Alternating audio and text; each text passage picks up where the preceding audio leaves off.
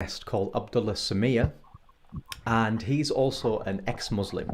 So I really wanted to get him on the channel just to explain his journey and the reasons why he left Islam. So I'm just going to invite him in now.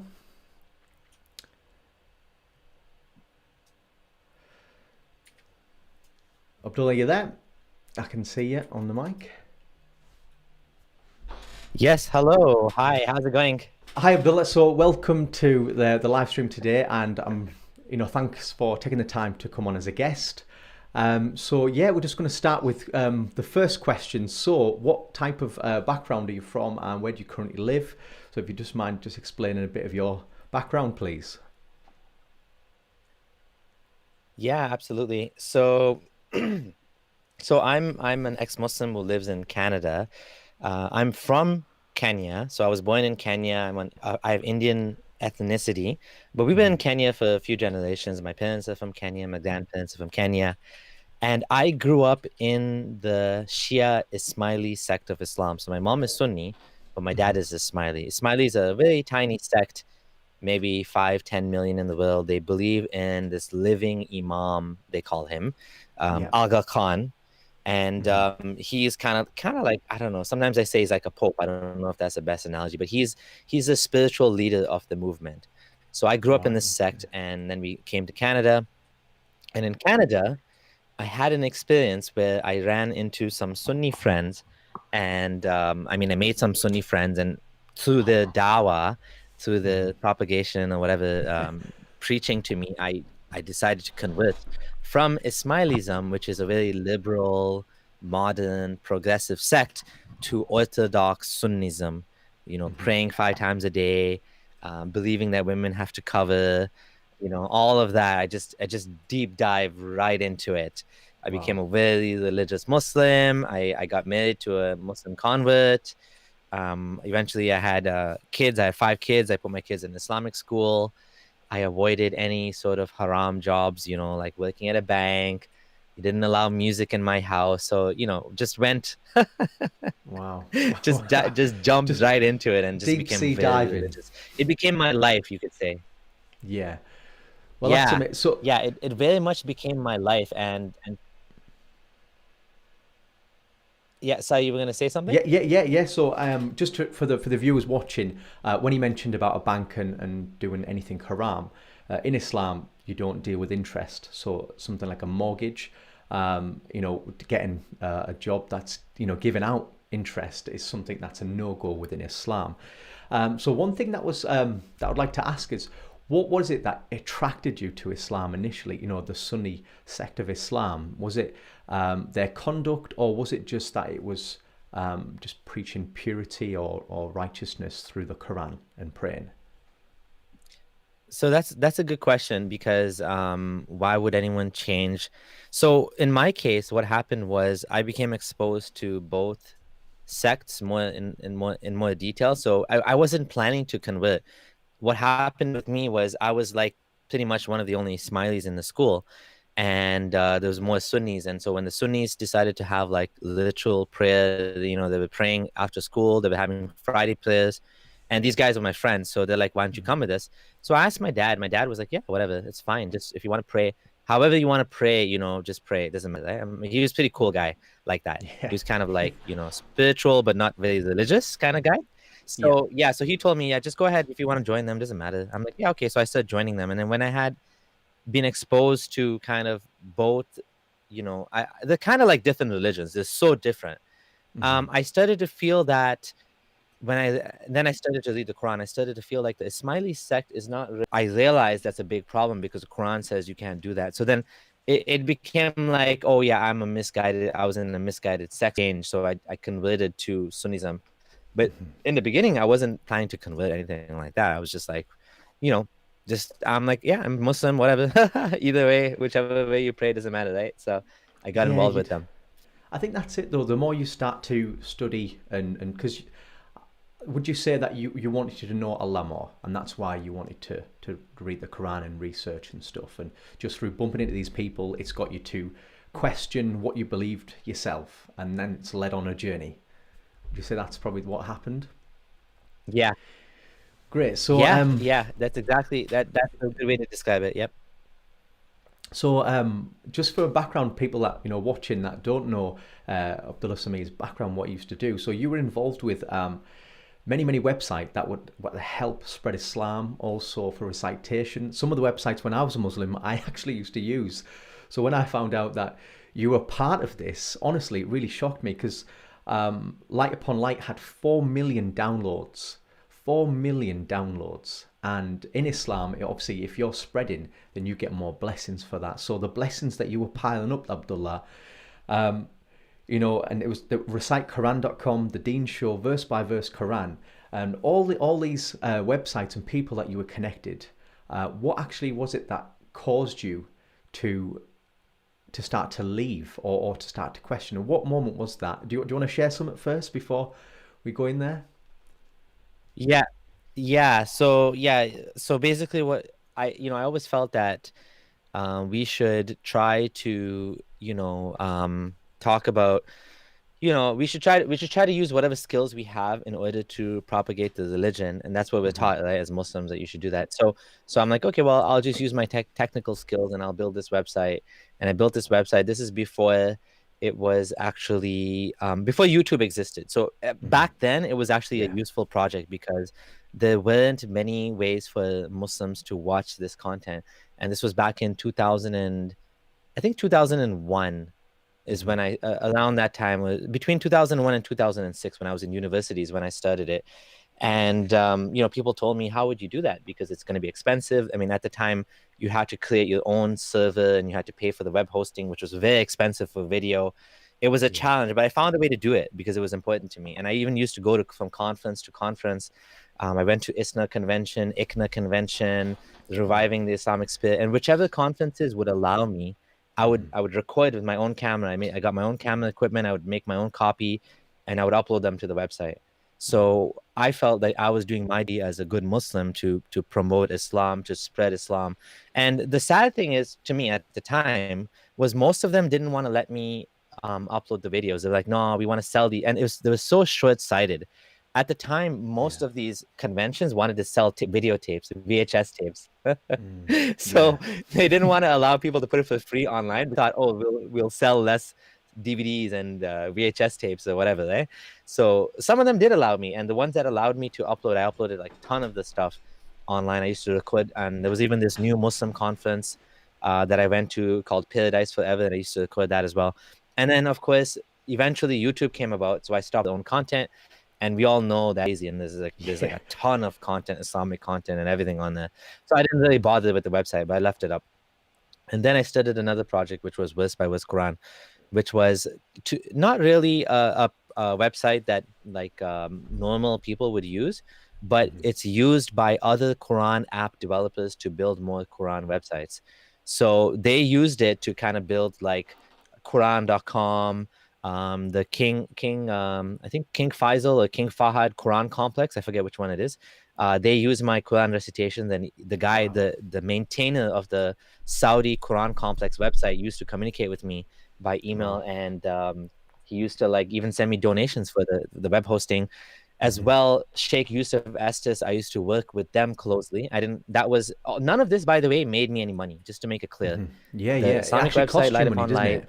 Verse by Verse Quran. Yeah, It yeah, actually costs this you money. all Yeah. of this was me spending money. I did not make a single Yeah, I didn't make a single penny off any of this. And I wouldn't have felt that I wanted to do that, because that wasn't the Hmm. point of it. The point of it was to Yeah. spread Islam as much as I could, right? So, and then Yusuf Estes, I used to work for him. I used to help Hmm. him with his Share Islam project. There's a ton of them, allahsquran.com and whatever. And then, of course, a lot of people know. So Yeah. Eddie knows Yeah. me really well. Wow. I Okay. used to help him as well behind the scenes with websites and stuff. And we even had a long conversation when I left Islam, like, I don't know, 5 hours long or something. We had multiple calls back and forth on WhatsApp. And Hmm. at the end of it, I wasn't able to. Islam, and they run Eddie, I think, popular. is yeah, Eddie, I think he was a non-religious. Right. Is he Okay. Bosnian? I think Bosnian, and then he became a religious Muslim. Wow. And they're still very. To change, yeah, like, so after all of this, being a religious Muslim and throwing myself into Islam is I started to have some doubts about the divinity of the Quran. So everybody a different reason or a different way of 20p. Yeah, See if that okay. makes a difference for my camera. Okay, I lowered the resolution. Let's see if that helps. Right, I can change the. Oh, it's because it's live. I can't change the stream. I'll put high quality So video I mode just off. lowered it. I lowered my end from mine. Let's see if it makes a difference. I just changed Okay. the quality on my end. Let's see if um I'll just. so is it me that's having a hard time? Can you guys hear me? Can you hear me I as can well? hear you. Yeah. Can you hear me? Hello. Yeah. Yeah. Talk again. You can hear me now. Yep. Yeah. There you- Great. Yep. Hello, hello. Hello. Yep. I can hear you. I am here. Testing, testing. 1, 2, 3. Yep. Yeah. Good. Yeah. Okay. So I was saying, what caused me to doubt Islam was I felt that those problems. Okay, so yeah, this guy was challenging. It wasn't even challenging me. He was just sharing his opinion. He's like, yeah, he said to me, I almost became Muslim, and then I found this out, and I decided not to become Muslim. And I was like, what? That's weird. I mean, that's interesting because you almost became Muslim. So that means you was like a sincere person that Yeah. wanted to be guided, and then something happened. Okay, what happened? Oh yeah, the stories were copied from Jewish tales, and I started to look into it, and I said, okay, well, the Was this copied stories from the from the Torah or Torah. the The Talmud or Torah is a Torah? Yeah. revelation of Allah. Yeah, so that's what I told him. I said it's from the Torah, and he's like, no, no, no, no, no, no. He said it's not Torah, it's Talmud. Yeah. And I Yeah. looked into it, and he was right. There's the Midrash and the Torah, and I mean the Talmud, and these are actually stories that were passed along from generation to generation that are not revealed. They're like Jewish folk tales, you can say, right? Yeah. That's right. Yeah. And a bunch of these ended up in the Quran. So this was my first kind of issue. Then the second issue was I when I started to look into this, I fell into the issue of Dhul Qarnayn, Gog and Magog, Yajuj Yeah. and Majuj, and the challenge with that was, well, where is Gog and Magog? There's supposed to be millions of them, or even billions maybe. They're trapped between two mountains, according to the Quran, and they're going to be stuck there till the end of time. Where are they?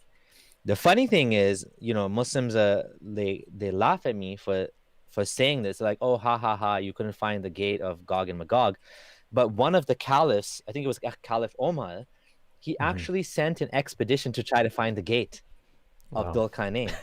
So this is considered a real thing that you should be able to find. It's not just me and then Yas, that this is a Yeah. problem. No one can find this gate on Google Maps. Like he literally used those words. We can't find this gate on Google Maps because the story indicates that it was a gigantic gate that was built by this Yeah. powerful king, Yeah. Definitely. And it's right? made of It steel wasn't and. just a little gate that was built by, yeah, copper and iron, right? Like it was done with the help of this powerful king because this town, they couldn't do it on their own. They needed help from this powerful man, right? Dhul Qarnayn. And Dhul Qarnayn helped them, and he trapped them there till the day of judgment. But yet, there's no such thing now. Like we know Oh, there's is no it? such thing. Like life is going on. There's what 8 billion, 6 billion of us on the planet, and there's no evidence or indication of any sort of mythical creatures living under the earth, right? So for someone that's like rationally minded, this becomes a big problem because it doesn't add up. It creates cognitive dissonance. So either you have to come up with some weird way of resolving it. So in my case, I came up with a way of resolving it. My wife sent me a video that was I think it was Egyptian guy, and he said something like, "The under the earth there's an earth is hollow." I don't know, it was Hollow some Earth theory. ridiculous thing. But at the time, I was like, okay, you know what? It's so stupid, but I'm like, okay, you know what? I'm just gonna consider this, and maybe I just don't understand. Maybe there's some hollow earth or something. I don't know. Obviously hollow earth is so ridiculous, it's like laughable. But Yeah. there was some sort of theory he came up with that sounded plausible. Let's just put it like that. So I'm like, okay, fine. We'll just accept that. And I became Muslim again. So I converted back. So I left Islam for one day, or like a few days, and then I came back to Islam. I'm like, I'm just gonna bury these things. I'm just gonna forget about it. Islam is the truth. I'm gonna be Muslim. And so another year went by, and then Ramadan came, and this time in the middle of Ramadan, this was in 2015, I think 2015. Yeah. in the masjid, the guy was talking about the science in the Quran, and he said something to the effect of, his name is Sheikh Dawood Butt. He said the scientists think they're so smart. They say that the earth is a ball in space, but Allah says he holds up the sky without any pillars or something like that, right? Like, and I was like, oh shit, this is causing me problems again. Like, this doesn't sound right. This sounds bad. This Yeah. doesn't sound like the words of the creator of the universe, right? So then I was like, what do I do? Because this is bothering me. And as Ramadan was going by, I kept having this like strong feeling that what if I'm following a false religion? Yeah. What if this religion is not true? Why am I praying? Why am I doing all these things to a God that doesn't exist? So then I'm like, I can't deal with this like this cognitive dissonance. I have to find out. So I'm like, that's it. I'm gonna find out. And I read everything I could find. I read every single website I could find that had any issues with Islam, and of course the problems and the solutions. And I talked to people like, for example, answering Islam and answering Christianity. I was reading everything, right? Yeah. And at the end of it, I was like, there's no way this is true. So when I Yeah. started post Facebook, I said, okay, I'm gonna tell everybody. And people were shocked. They were like, is this like some sort of social media experiment? Like, why are you saying what is this things about the Quran that? And So just to my jump in friends were there, like really Samir, concerned for me. when you were you put it on Facebook that you left Islam or the questions you had about Islam. The latter, not that I left Islam. I didn't say that. I Right. just Okay. said, Questions about Islam. like, why is it that the Quran, the embryology in the Quran, seems to be exactly what Galen, Greek, like, you know, basically 5th century embryology. You know, people always say that, by the way, that almost became Muslim. Oh, I don't know if he became Muslim and he left it. I think he almost I became think Muslim. he So he's like almost an became Muslim. honorary Yeah. ex-Muslim. Yeah. Because he pretty much almost became Muslim, and then he found out it wasn't true, and he decided to share why he didn't become Muslim so that other people wouldn't fall for the same tricks. Yeah. This guy, I just to give him a shout out. He's such a wonderful guy. He is the guy that went to all of the scientists that were in the Saudi conference. You know the Saudi conference in the 90s. They had the Quran and Science conference organized by Sheikh Zindani. No, not off the top This of my head. conference is what was used to tell people that.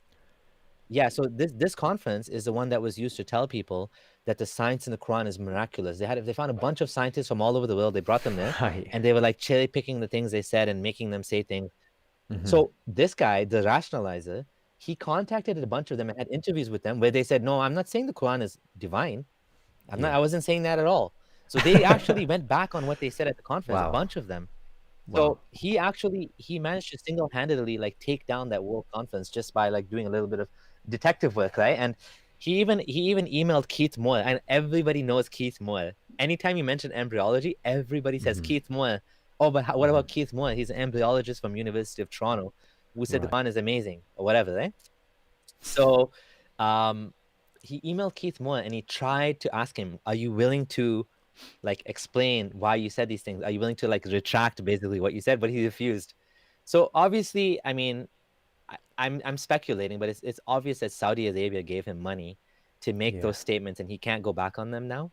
You know what I mean? Like he can't now say that. Of course, he never became Muslim, which is ironic. If he really thinks it's from God, why didn't he convert to Islam, right? Yeah, definitely. Yeah, definitely. You know, so this was my journey. I started posting things. People were getting at the beginning. They were like kind of, everybody loved me, so they were like, "Yo, you should not post these things online. Let's find you a sheikh to talk to."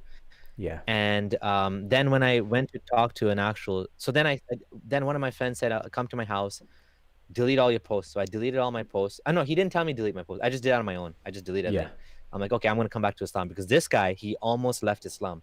So now this is not someone that almost converted to Islam. This is a Muslim that almost left Islam. And was that from your posts? So then I went to his house. We talked for like 5 hours. Yeah, because of my posts, he saw my posts. No. He had his own doubts, his own reasons. He had some atheist or something at his office or something, and he almost left Islam because of that. He was having a major doubt for like weeks and weeks, but he didn't tell anybody. He didn't tell anybody. Even his wife didn't know. But he told me, and he said, "Okay, come to my house. We'll talk about these things." Because I managed to find a solution to all of these things. I was like, I'm excited, man. I'm gonna go back to Islam. This guy's gonna help me. All of these doubts are gonna go away. I'm gonna be a good Muslim now, right? So I deleted all the posts. I went to his house, and then I started to ask him questions. I said, okay, let's talk. But the thing is, you have to remember, this was very early on in my like doubting phase. So now if he talked to me, there's like so many more things I could mention. But at that Yeah. time, I just had a couple. But I Yeah. had enough. And I didn't realize at the time that I was making a mistake. The mistake I was making was I was still thinking like a Muslim. I was saying the Quran is the word of God, but I have doubts in these things. But that's Yeah. wrong. The reason that's wrong is you shouldn't be doing it like that. You should be saying, why should I believe it in the first place? Like, not that it's from God and there's some holes in it. No, it's not. There's holes in it. The whole thing is a question mark in the beginning, in the first place.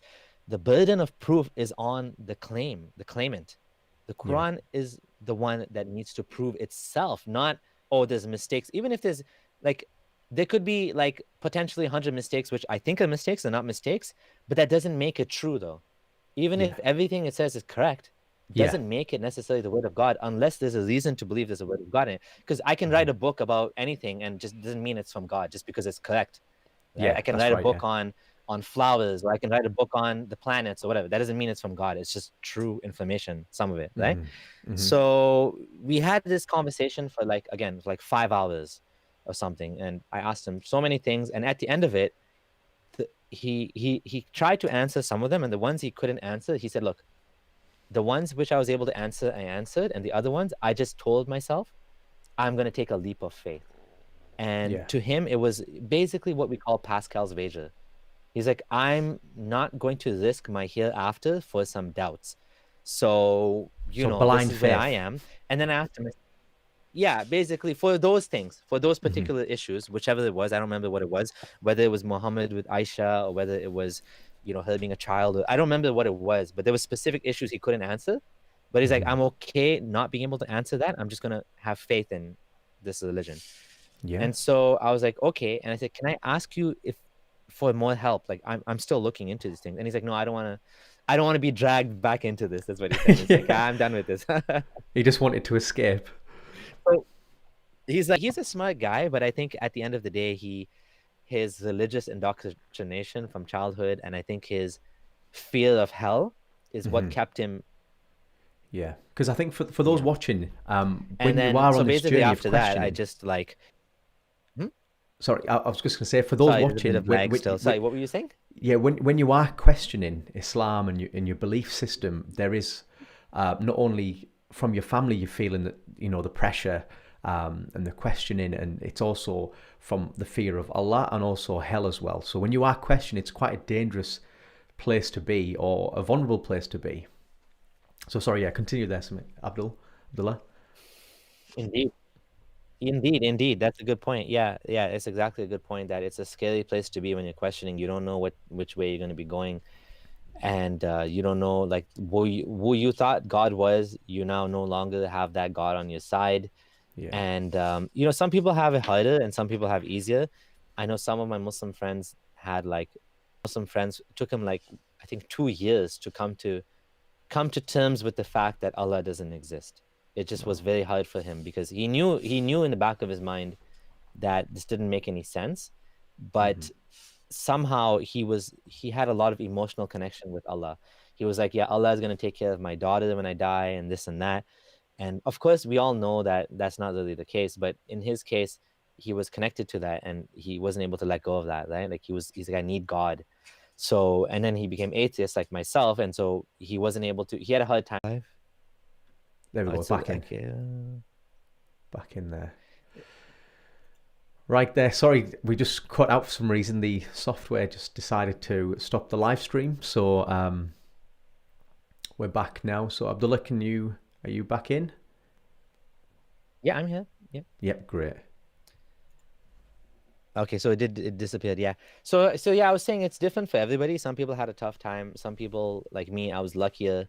It wasn't a major issue for me. I was okay. I was okay with questioning. And when I left Islam, I actually felt like sort of a burden lifted. I felt peace. I felt that, okay, I can live my life now without having to worry about what some 7th century man, thought about things that didn't really matter back then. They matter now. Like there's a lot of things. Life is so different today. right? Yeah.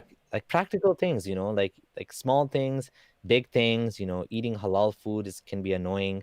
Having to pray 5 times a day in a non-Muslim country when you're working, at the office and you have to wash your feet in the sink, and there's a lot of Yeah. things, there's a lot of Yeah. sacrifices you make to be a Muslim, and Yeah. all of that I was able to let go of. I was able to buy a house for my family for the Hmm. first time. Like I was able to get a mortgage without feeling guilty.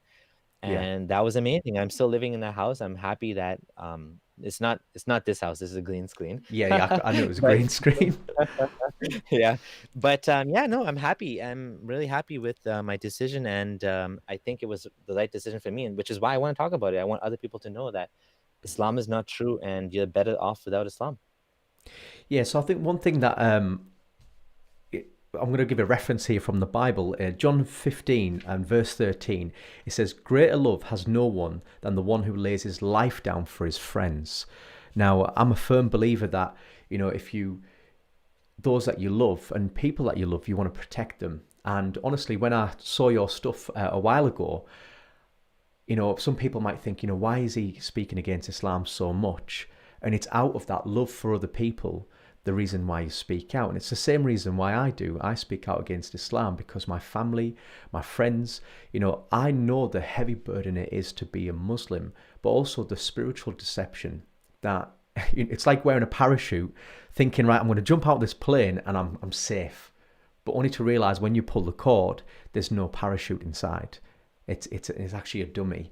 So I do what I appreciate and I respect the reason why you speak out. So you mentioned you had these questions and these, you know, stumbling blocks within the scientific beliefs of the Quran. How did the scholars and the imams and these friends that you had that were high up, how did they engage with you in conversation with that? That, that's a great question. That's a really good question. How did they resolve these issues, right? Like, because apparently there's answers for everything, right? Yeah, yeah, yeah. So like, yeah, so I had all different types of people trying to help me. Okay, I had a university professor, like, because like I said, I'm kind of bragging, but I mean, I was well known in the community as a convert because I converted from Ismailism, right? So I had a ton of Hmm. friends. Everybody loved me. Yeah. And my younger brother converted as well from Ismailism. So there's two of us. People liked me, right? And so people were willing to help me. They wanted to help me. Mostly, people sometimes wonder, when you left Islam with people trying to kill you. No, it wasn't like that. People weren't Hmm. trying to kill me. They were trying to help me to come back to Islam. In my community, yes, people online maybe wanted to kill me. I mean, I got Hmm. some death threats online, but my actual community where I live, Hmm. wherever I live in Canada, they all felt really bad for me. And some of them were even crying, like when they heard that I left Islam, Wow. because they were so sad that I'm going to go to hell now. One of my good friends for over 10 years, he told me, he said, I'm not going to help you move houses because you told me that you have a blog now. This is before I even started the YouTube. So I just created the blog, Hmm. and he knew I was moving, and he's like, yeah, I'm not helping you. I'm like, why? He's like, oh, you're talking against Islam on your blog. And this guy knew me for over 10 years. Wow. We used to do dawah together. So the problem is a lot of my relationships with my friends were all based on iman, on faith. Hmm. So we weren't friends for just because we had mutual interests or something. I Yeah. put myself in this religious bubble, almost like a cult. Hmm. And so all of these people were friends with me for religious reasons. So when I left Islam, of course they all left me. They didn't care about me anymore. I mean, you can see what type of friends they were, right? Because a Yeah. true friend would never do that. I mean, there's a few exceptions. I mean, Yeah. there's still one Muslim guy I talk one Muslim guy I talk to and I trust him. And there's a couple, but there's one guy that's still good friends with me. Yeah. And there's another guy that became friends with me who was kind of like in the doubting phase. He's still Muslim, but Hmm. like he agrees with like a lot of the things I say. And he's like, yeah, I don't know how to resolve this, but I'm gonna stay Muslim for now. And so he's still Yeah. Muslim, but like he knows that what I'm saying is true. That Hmm. like it doesn't make sense that Islam tells people to kill apostates. It doesn't make any sense because he even told me, what if we always want Christians to become Muslim, but what if their religion said they had to be dead too? Like Yeah. what if all religions said that? It doesn't make any sense. You'd never be able to convert, right? So he knows. He's like, he's a Salafi Muslim, a strict Salafi Muslim, and he's like, I Hmm. agree with you. This makes no sense. So he's Hmm. my good friend. But unfortunately, what I do, I can't trust anybody. I really can't. It's just Yeah, it's too dangerous. There's too many crazy people out there. And I you're just right have to there. be I can't be friends with Muslims anymore. I just Hmm. cannot because you never know. You just never know, is this guy gonna do something? Like, I don't think they would do something, but like the risk is, they might leak my information to someone else who might do something. And that's the kind of worry I have. Like, Yeah. somehow people found out where I was working Hmm. back in, I don't know, 2018 or something. And they called up my company and they said this guy should be fired because I don't know what they said. He's a bigot and he hates Muslims or something. I don't know what they said. They said some Wow. bad things about me. And so, And how did your work lucky, respond? yeah, luckily I didn't lose the job. My boss, they escalated it all the way to human resources. So human resources got involved. The Ish. CEO of the company got involved, and Wow. it's not a small company. And they had a meeting, and I only found out about this after the fact. It's kind of a long story how I found out. The reason I found out was because someone threatened to dox me, and that's when they Wow. when they threatened to dox me. I called my boss right away. I said, Right. "Hey, there's some activism going on against me." And he's Hmm. like, "Oh, I already know about it." That's when I found out that they already had been called by someone, by Wow. multiple people. So thankfully they didn't fire me. And I mean, I didn't even know about it. Like, they didn't even tell me. They didn't even tell Hmm. me. So I was like going on my job, just doing my work. They didn't even tell me Unknowingly. that people called them. Wow. I was like, when he told me, I was like, why didn't you tell me? And he's like, oh, we didn't feel the need to tell you because it's your own personal business what you're doing, right? Yeah, And yeah, you're doing your definitely. job, you're doing a good job at work. Honestly, I got lucky. Let's just put it like that. I got lucky I had a good boss because Hmm. I could have been fired for that. Like, it's been canceled basically, right? They try to cancel me. And that's Hmm. what these Muslims were trying to do. They're trying to cancel me for speaking against the religion. Even though, I have I am the most supportive of Muslims than probably any other ex-Muslim. Like, I go out of my way to say that we should not be bigoted against Muslims. We Hmm. should respect Muslims for their own personal beliefs. I mean, not respect their beliefs. We should respect them as human beings, and Yeah, they yeah, have the yeah. right to have a job. They have a right to the freedom of religion as long as it doesn't go and step on my rights under secularism. So Yeah, under secularism, yeah. it's okay for them to pray and fast and be Muslim and celebrate Ramadan. Whatever they want to do is fine as long as they don't overstep. And that's not the issue. Is not them being Muslim. The issue is Islamism and them trying to encroach on my rights and your Hmm. rights, and to tell us we cannot be disbelievers, and we cannot, like in many Muslim countries, you can't even make a church or anything like that. Yeah, And yeah, thankfully that's definitely. changing over time, that many Muslim countries are now allowing churches to be built and stuff like that. um, Countries that didn't used to before, like UAE, has gone out of the way to do this, and some Muslims have condemned them for that. Hmm. But that is the issue. So even despite the fact that I'm a defender of freedom of religion for Muslims, and Muslims' right to wear hijab and whatever, and not to be discriminated, still they Hmm. go after me because they don't care. At the end of the day, no matter how nice you are, no matter how friendly you are, if you talk about Muhammad and Islam, you're an Yeah, enemy, right? yeah, and I think that's the thing where going a little bit back to when your friends, and you said when you left Islam, you obviously your friends pretty much left you, and the Quran actually promotes that to not basically hang about with infidels, to only have believing friends, follow brothers who are Muslim. So when you are questioning and you leave Islam, you're pretty much an infidel and you're an outcast. And it also says that the punishment to those who cause corruption in the land are the ones who are basically rebelling against Allah. So when you're questioning at the moment and you're doing these blogs at first, your friend, he probably desired, his heart probably wanted to be a friend with you.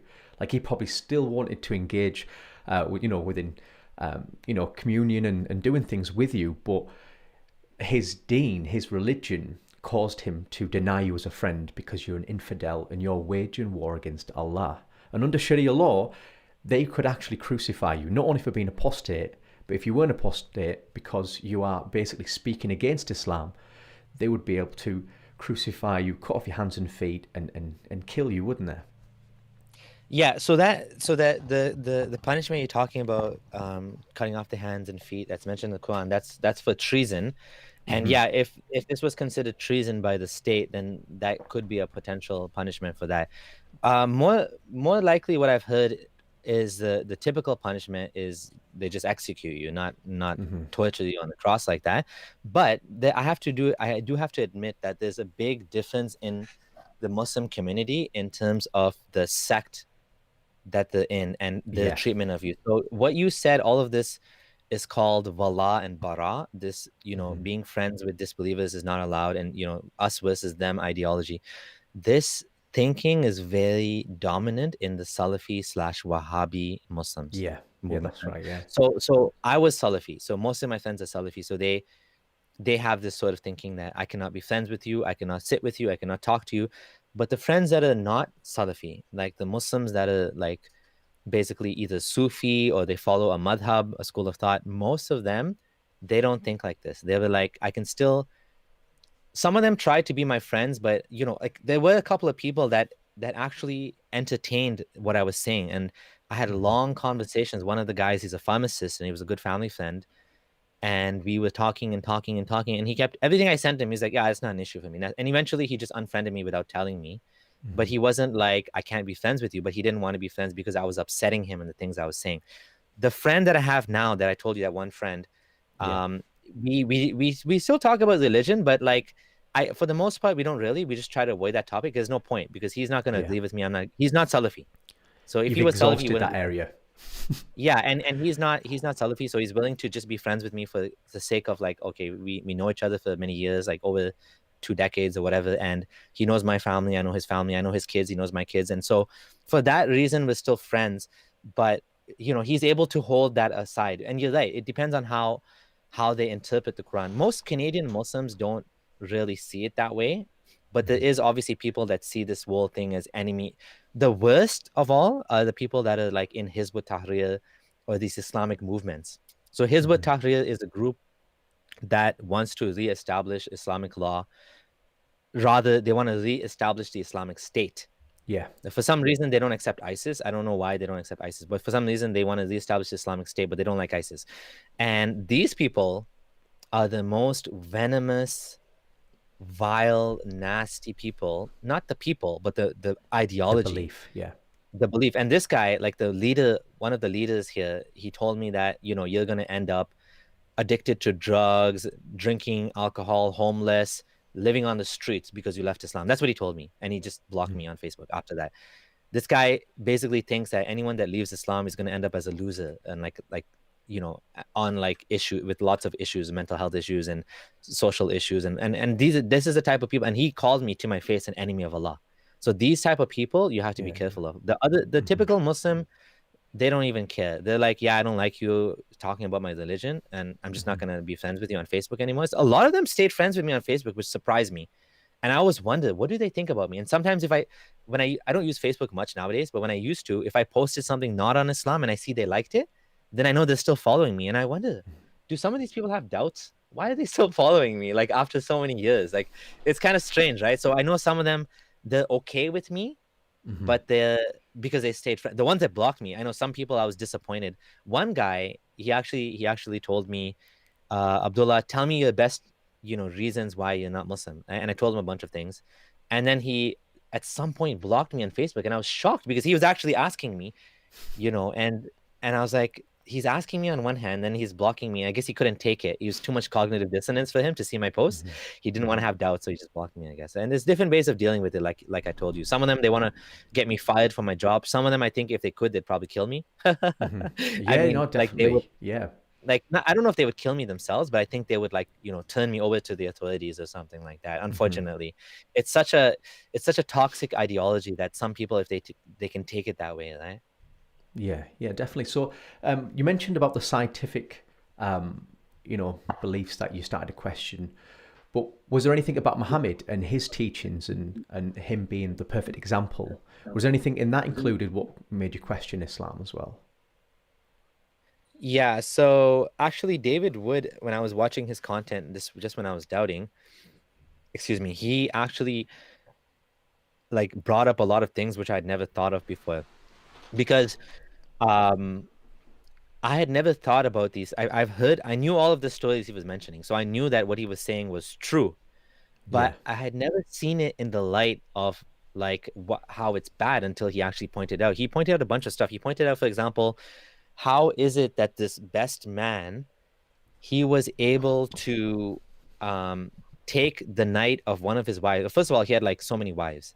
Second of all, his favorite wife was Aisha, Yeah, I but should be. he Yeah. actually, like, one of his wives, his first wife, Sauda, not his first wife Khadija, but Sauda, he actually took her night away and gave it to Aisha. And it seemed, it's such an, like, it's when you look at it, it's so unjustifiable. Like, there's no way you can justify it. Already they only get one night out of 12 or whatever. And on top of that, because she's old or whatever, now she loses her night. And it's not only about sex. I mean, sometimes you just want companionship too, right? Like, a Yeah, wife yeah, deserves definitely. companionship of her man. So why is it that he did this? And when he mentioned that, I'm like, damn, that's such a good point. Like, that's not right. And of course, Allah came and said, whatever deal he wants to make with the wives, he can make that deal. It's all good if they agree to it. Of course, she's gonna agree to it. What's she gonna say? Divorce me? No, she either she accepts that she loses her night with him, or she's divorced, right? You almost wish he would have divorced her so that at least we could have seen, it would be even more clear example of how he wasn't a good husband. Supposedly he's the best man, but he couldn't even respect his old wife and give her time, like, out of all the wives Yeah. he had. So things like that, actually, when he mentioned them, they actually, like, really stood out to me. I'm like, wow, there was another very good point that, I think David Wood and Sam Shamoun helped me to see, which was how out of place Jesus is in Islam. Yeah. In Christianity, Jesus, like, I'm not saying it makes sense because I don't believe it's true, but what I mean is it's more consistent. So if Jesus is the Son of God, that makes sense because he has no father. He has no father, so God is his father. In Yeah. Islam, he has no father. Why? Yeah. I don't know. He just has no father. It's like, yeah, it's just God decided for some reason. Yep, this prophet, no father for him. He's like, it doesn't make any sense. Like, it's so obviously imported from Christianity, out of place. And then he's a Messiah in Islam. And then he's also the word of Allah, the spirit of Allah. Like, he's given all of these names and titles Titles. Yeah. that make no sense in Islam. Yeah. They're just so, it just doesn't make any sense, right? And so when he mentioned that, and then I started to study more, I read a lot of Ehrman's books, and I realized even more so that Muhammad did not understand what the gospel was. He had no clue. He Yeah, thought definitely. there is a gospel, which was a book that, like, the Quran is a book, like a recitation, but in a form of a book. It's like a piece of, like, a bunch of words, right? Like a collection of words and chapters and whatever. He thought there's a book that Jesus got called the Injil, or the Yeah, the gospel. Injil. Yeah, that's right. Yeah. But of course, there's no such thing as the gospel. It's the four gospels, which were written after the death of Jesus, which speak about him, right? Matthew, Mark, Luke, and John. There's no gospel. There's no one gospel. I mean, so the way the Quran treats it, it's like it's a book that existed, that he was given, just like David was given the Psalms, and the Torah was given to Moses. And Jesus got a book too. It's called the Gospel, right? And no, that's totally wrong. And Muslims will say, Muslims of course have a response to this. They'll say, no, there was some sort of revelation he got that's lost, and we don't have it. And Muslims that are a little bit more clever try to say, oh, that's the Q source, which is basically the source of the two synoptic gospels. Yeah. Again, that's totally wrong, because that's still the gospels Later. that's talking about Jesus being God. It's Yeah. not Yeah. a It book doesn't that match up. says, Yeah. it doesn't, there's no way it fits into this just doesn't fit at all. Like, Jesus, Isa is obviously imported into Islam to make, and ironically, most of the people that become Muslim are Christian, right? Like, most Muslim converts come from Christianity, according to Pew polls, at least in America. And I guess in some ways that makes sense too, because most people in America are Christians anyway. So, like, just from the numbers alone, you would find most of the people are Christians. So yeah, those are the ones that'll become Muslim. But there So tends to be that. commenting. Yeah. So commenting on that, what I've realised, because there's a few people that I know that there's one person, probably might be watching this show, who was a Christian, became a Muslim, questioned it, and then came back to Christianity.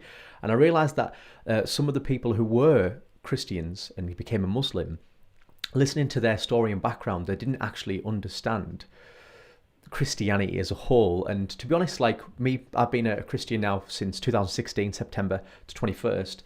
And I'm aware that there's many Christians, just like there's many Muslims that say they're a Muslim, they say they're a Christian, but they're not really following the narrow path as Jesus says. Because Jesus said he'll give a comfort and a spirit that would live in us. And like, I don't know if later on we might go into a bit of the reasons why I left as well.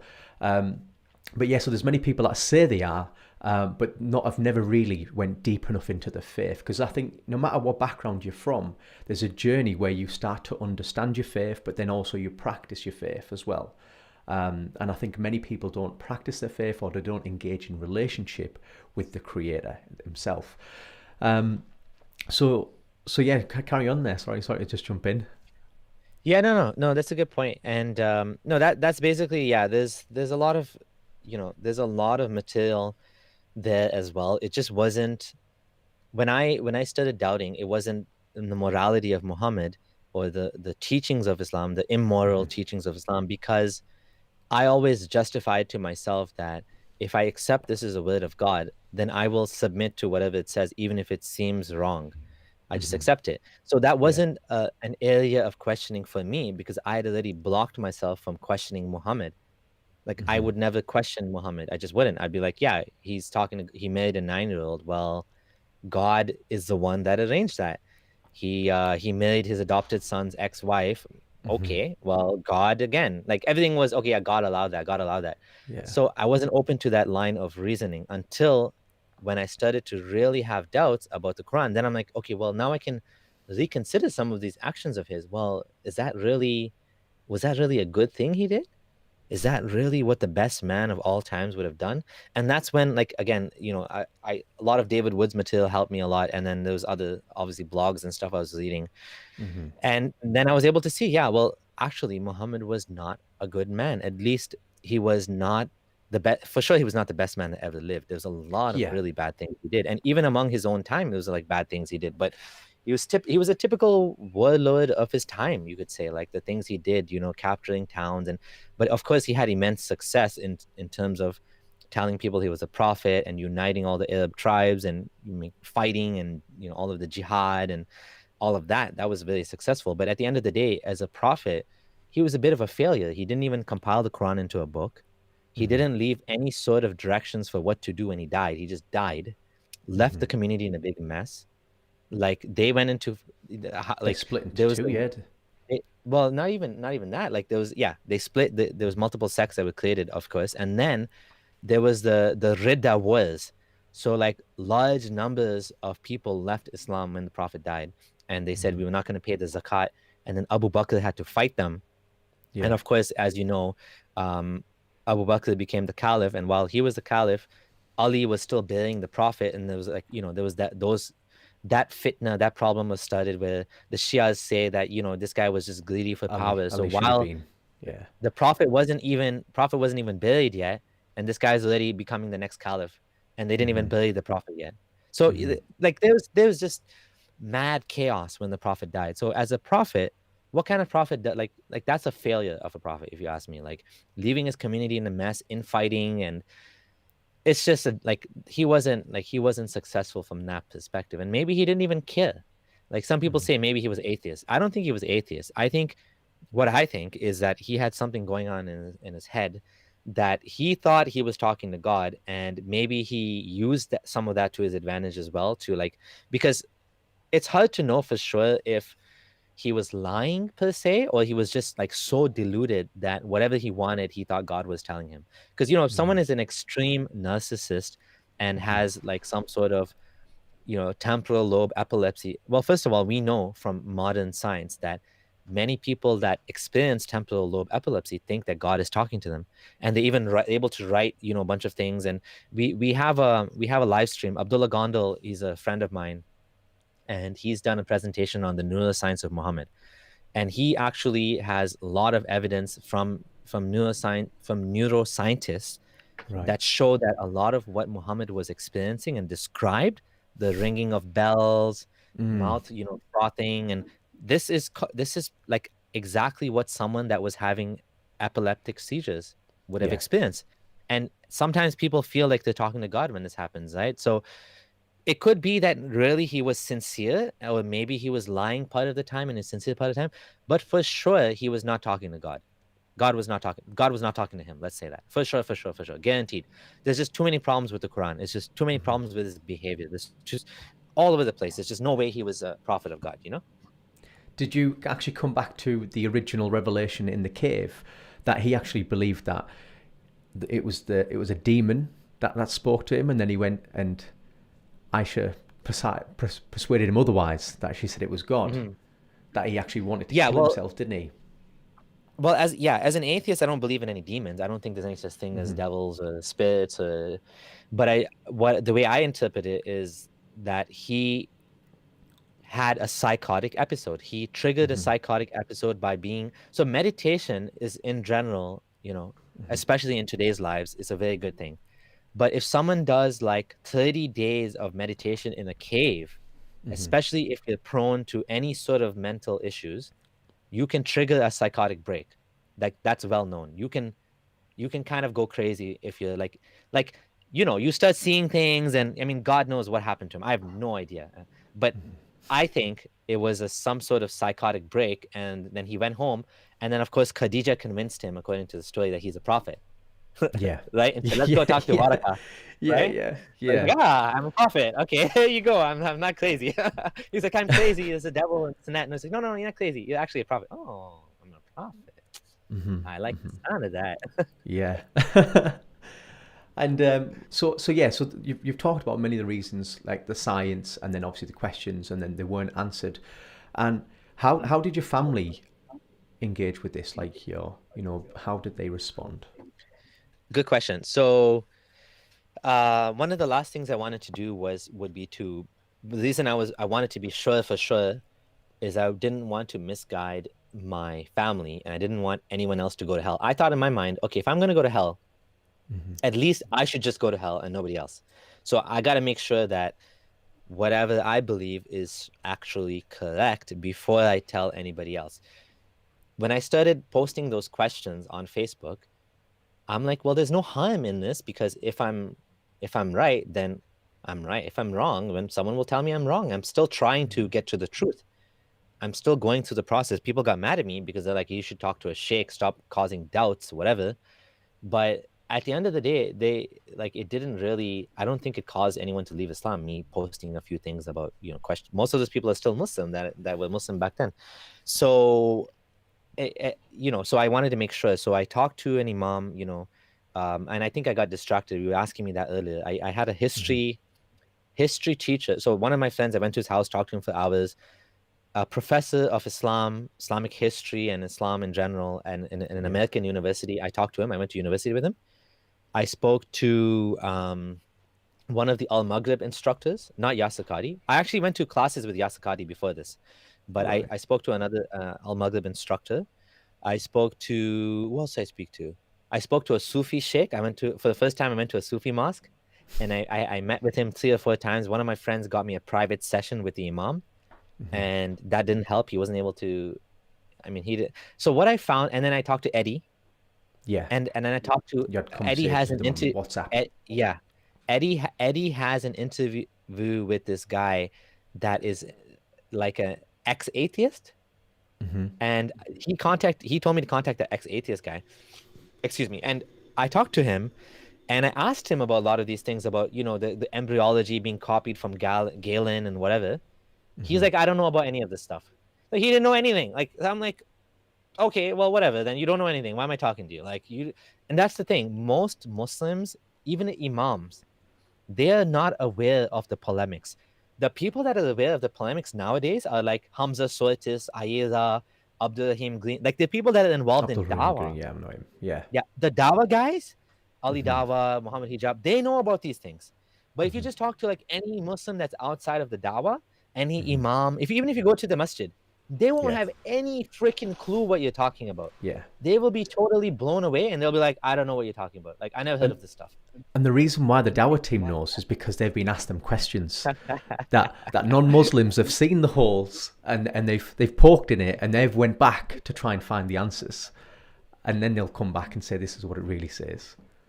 Yeah, exactly. So, and then my family, so my wife was very happy that I'm going to go talk to the imam. She was hoping I would be guided back to Islam. I left Islam before her, and anyways. So I went to talk to the imam. And the imam wasn't able to help me, so then I just left Islam. And then I was like comfortable that I've done my research, I've done my job, and I'm 100% sure, a Mm-hmm. 1000% sure Islam is false.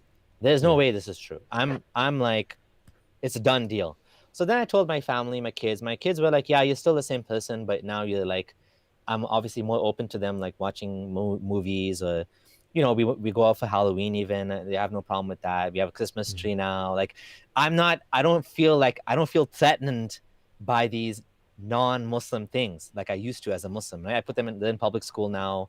I mean, they were in public school even before that because Mm-hmm. Islamic school is so expensive. So I wasn't able to keep them in Islamic school as much as I wanted to. But Mm-hmm. in general, like, we have a more normal life. We go out, we can like eat at McDonald's or whatever. Like, it's just like a normal Canadian family. We don't have to worry about all these crazy things to keep in mind. Um, my kid, yeah, so that's that. And then in terms of my mom and my dad and my brother and all that. So my family is very liberal.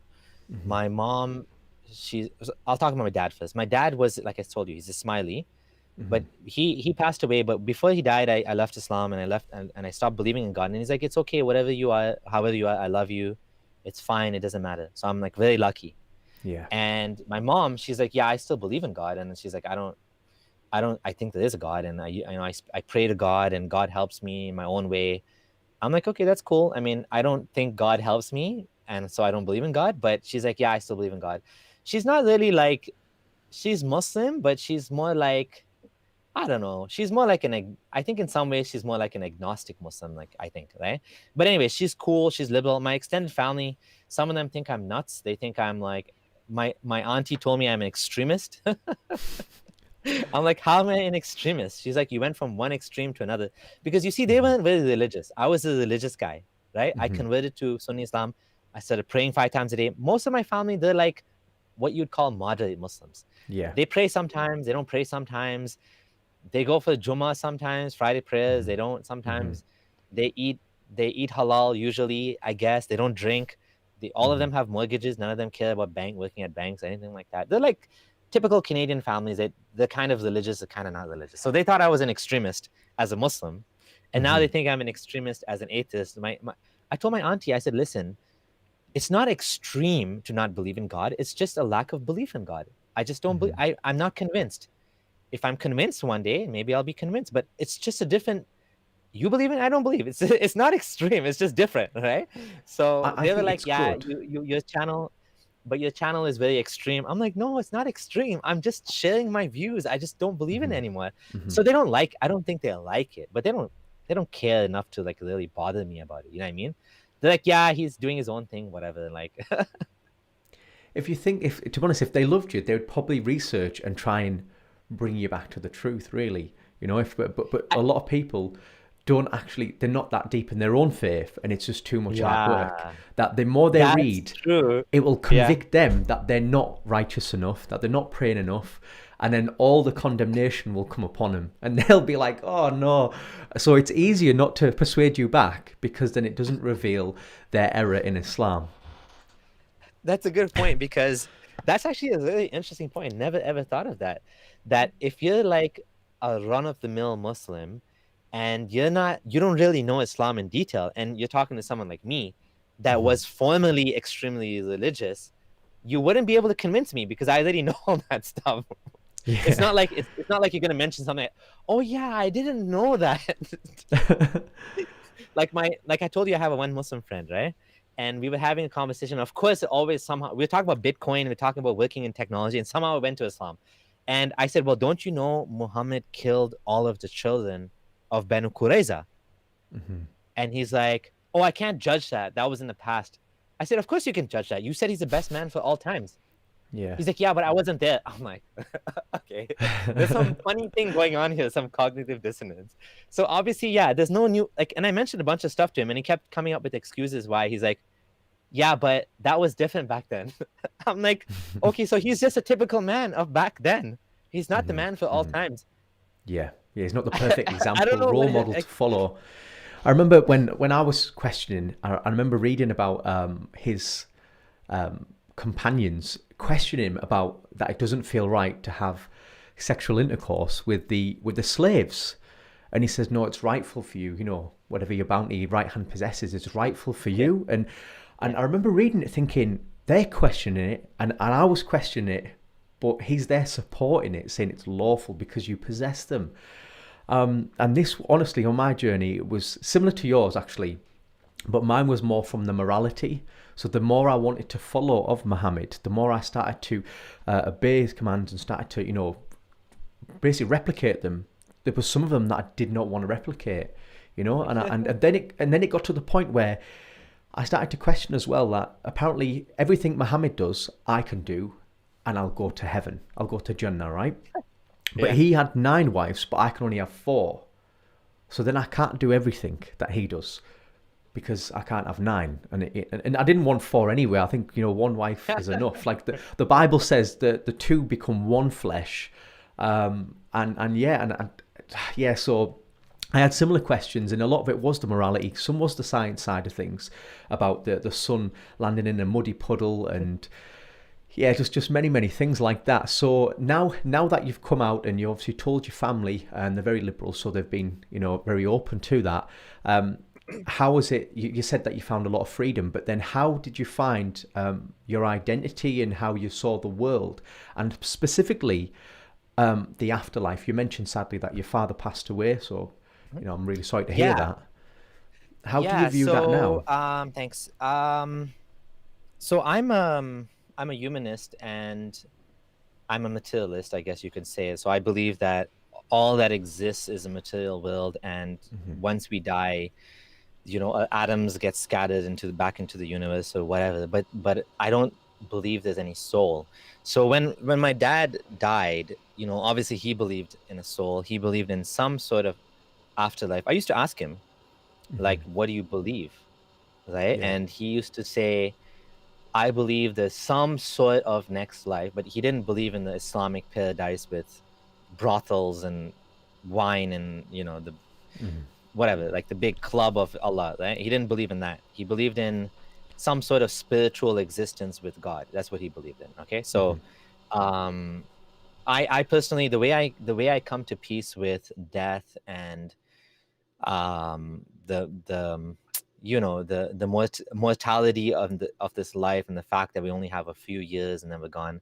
I just look at it as, I feel like that's what meditation is for.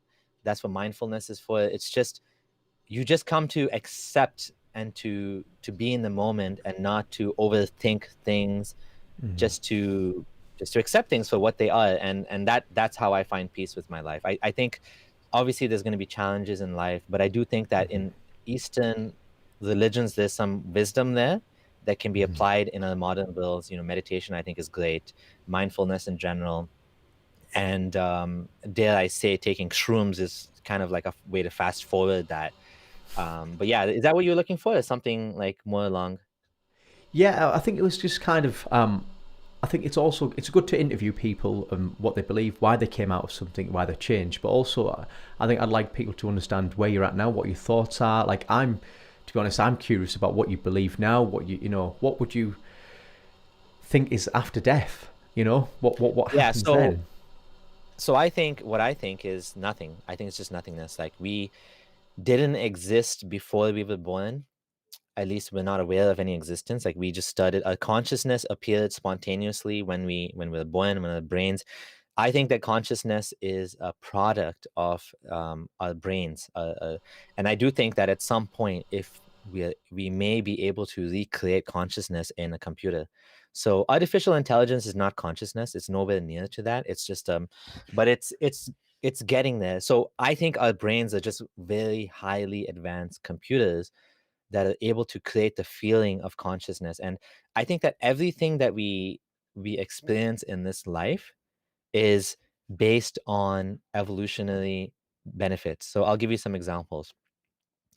The reason we feel anger, the reason we feel jealousy, the reason we feel sadness, love, All of this is a biological programming. A biological imperative is for our genes to get passed on to the next generation. And because of that, we have been selected for certain things. For example, anger. Anger is actually a good thing because it helps you to protect yourself. Jealousy.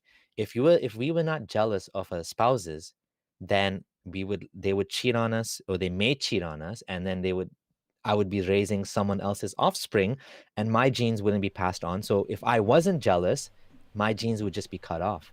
But someone that's jealous, that guards the mate, you make sure that, my partner and my partner make sure that I don't go and use my resources on another woman, that ended up with those genes being selected because they were passed on.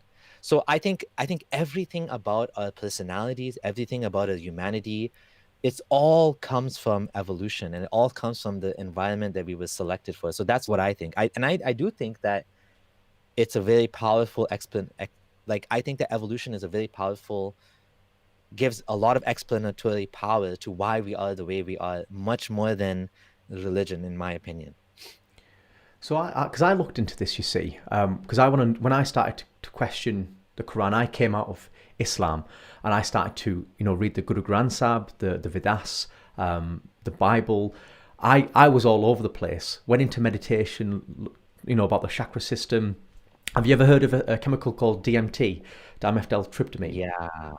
So it got to the point where I actually had some, when I was fasting a lot towards when I was questioning a lot about the Quran and Islam, and it got to the point where have you heard of muraqabah? No. Right. Sounds familiar. So I used to basically enter into like a meditative state. It's a lot of Sufism. They talk about it a lot. Okay.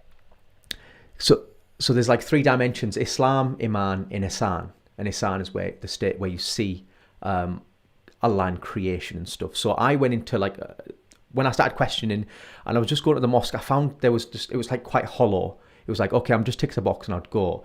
I was searching for something deeper. So I went into meditative states called muraqabah, where you do like zikr and stuff like that. And it's a bit Sufism, you know what I mean, where they would twirl and stuff, but I would stay in stillness and I would seek God, basically. But then I had these like, where I could see like flashes of lights and stuff like that and certain colours. When I was sharing this to Muslim scholars, they thought I was demon possessed. Are you serious? Yeah, they thought I was demon possessed, right, when I was sharing these things and also the questions that I had. And it got to the point where at this point, when no, they couldn't answer my questions, I just thought, right, okay, I don't believe in the Quran, I don't believe whatever. And I didn't attach straight away into Christianity. I went on a long journey researching and reading all these scriptures and just seeing what would fit within my heart. And when I had DMT, the whole reason of that is it was either going to go to Brazil and take ayahuasca and meet these shamans, or take this DMT. I don't even know how I met this guy, right? But I ended up meeting this guy randomly from nowhere. And he basically would produce DMT. And he was such an intelligent guy. He knew everything about it, all about the brain and psychedelics and all that kind of stuff.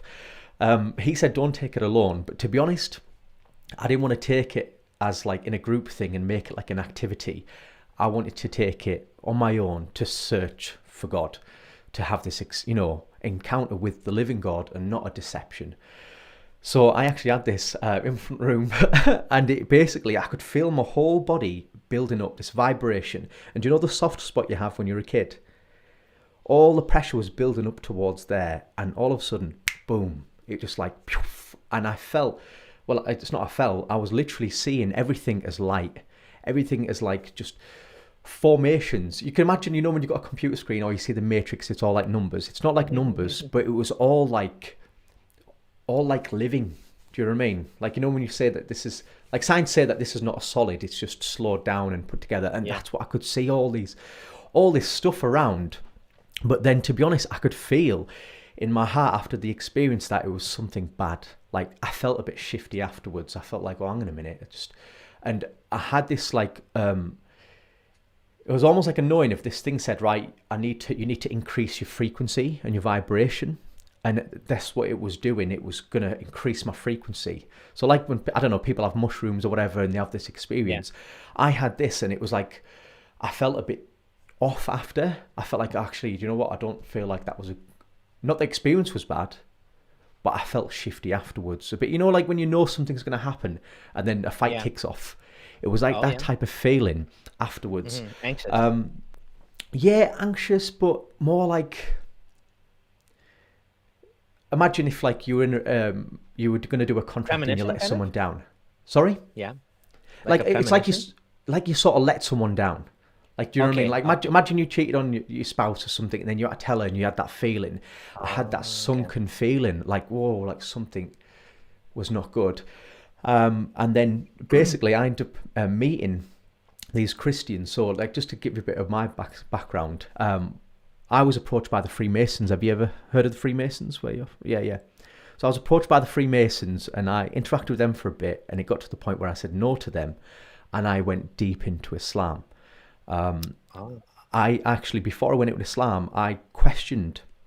I was born into a Muslim family, and I looked at a mosque and I questioned in my heart, God, are you real? And I had this experience, right? I don't know if have you ever felt like electricity running through your hand or heat or anything like that before? Or Kind you've of. been Yeah. in a room, like imagine if you're going somewhere where there's like a lot of fighting, you can feel the tension, right? Mm. So Mhm.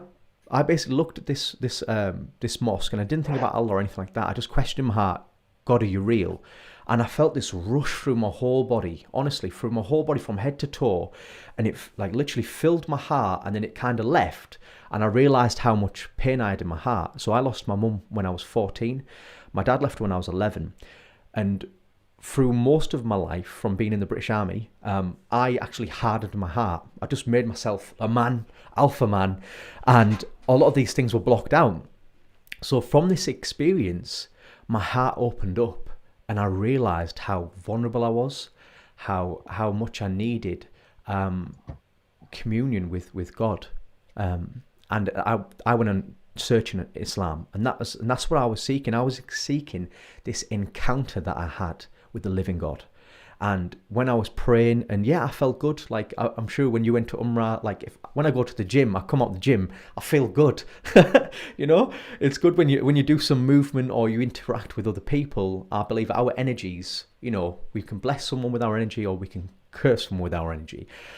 So I went to the point where I was questioning, like I mentioned earlier on, and I read the Guru Granth Sahib with the Vedas. I had this DMT, and then I met some Christians, some spirit-filled Christians, right? And just as I was talking to them, I could feel that presence again. Honestly, Abdullah, right? It was like, and I knew from that. So, Sorry, go on, yeah. so okay. So I'm just trying to put everything in order. What happened? So you took the DMT and you had this experience where you had kind of like a vision, I guess, Yeah, it's pretty much, yeah, like a. like a vision. And then after that, you had this feeling that you kind of like you're missing something, or like you felt like something.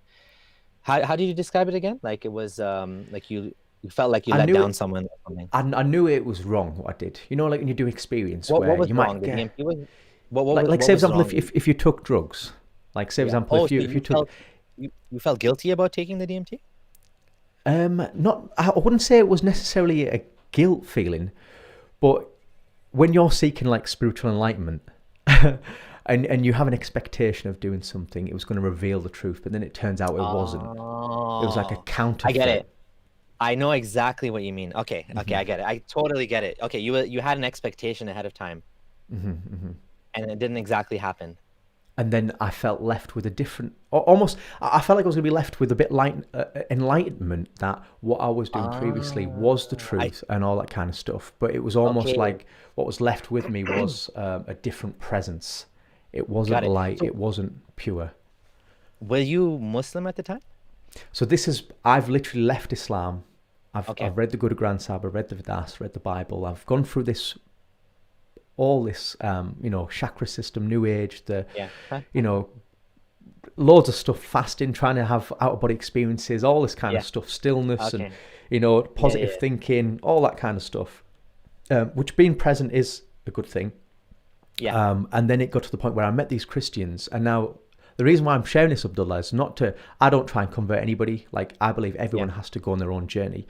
But I encountered these Christians and I felt the same presence. And that was the second time. The first time was when I questioned, coming outside of the gym. And then the second time I met these people and I could feel this just presence. Like, I'm quite sensitive to atmospheres and sensations. So I could feel this presence coming off them. And they said to me, because I still haven't attached to another new belief system at this point. And when they asked, I still identified as a Muslim, even though I wasn't. Publicly, I still was. So they said, oh, well, Enoch, I was reading the book of Enoch at the time, because I was reading all sorts. They said Enoch prophesied about the coming of Jesus. And then I ended up reading a book as well. They ordered me a book called Seeking Allah, Finding Jesus by Nabil Qureshi. Oh, Nabil, yeah. So I read this book in one day, just absolutely went through it. And it got to the point where I was Islamically married as well at the time, where we're separated now. And when I was questioning my faith, we were like, everything... We just basically, So I was at a point where Muslims thought I was either demon possessed or I lost the plot. I was an extremist, and it got to the point where when I read this book, Nabil has found Jesus as Lord and Savior, but I felt this fear that if I associate partners with Allah, even though I didn't fully believe, I could feel this fear. I was literally trembling. So I cried out to God and I said, please, if this is real, if this is true. Jesus, if he is, then give me a sign, give me a dream, send someone in my life or do something. And Abdullah, I'm not joking, right? I had this peace come over me, right? And I had an open vision, an actual vision of me being baptized in a river. And I had a rush of goosebumps. And I just literally, after that, I felt so peaceful that I fell asleep. The next day I woke up, I knocked on the Christian household. So were you alone? Were you alone when this happened? Sorry, just to get a little bit I was alone. Yeah, I was alone when this happened. Okay. I've ended up in the morning going to this Christian household, knocked on the door, and I explained to them what happened, and I could feel this like irritation inside, like seriously. So when they were saying, "Oh, Shaf, you need to make Jesus your Lord and your Savior," I could feel this anger stirring up, but then I felt that I didn't actually want to have this anger, and I could feel it was separate from me. And I was just like, whoa, hang on a minute. So I was in conflict where I was like, I could feel something else going on here, and I don't want to feel that. Anyway, they ended up praying for me, and I ended up declaring Jesus my Lord and Savior. And I'm not joking, Abdullah, right? I could feel it like almost like an explosion went off inside of me.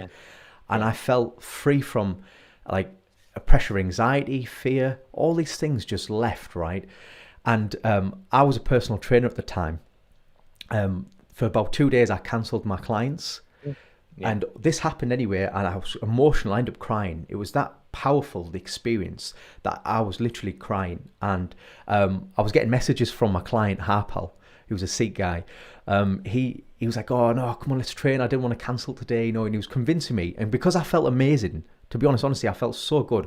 I went actually to the gym to train him. And while I was training, I didn't know anything about what a disciple, what the Holy Spirit does in healing. We were training him, just warming up, and he had a rotatory cuff injury. And I was thinking, right, we're going to cancel the session. And I heard, like, from the Holy Spirit, pray and I'll heal him. And it was almost like imagine you're going back into a memory where you've said something. That's what it felt like. Pray and I'll heal him. And I was literally like, whoa, because Allah doesn't speak to no one, Muhammad's the last one. So when I've come to this faith, I've heard God speak, pray and I'll heal him. So I said to him, I said, Harpal, can I pray for you? I believe God's going to heal you. And he was like, oh, okay. Not knowing that I'm a Christian now, he was obviously Sikh. But I put my hand on his shoulder, and honestly, Abdullah, right, my hand went hot and cold, and he was fully healed.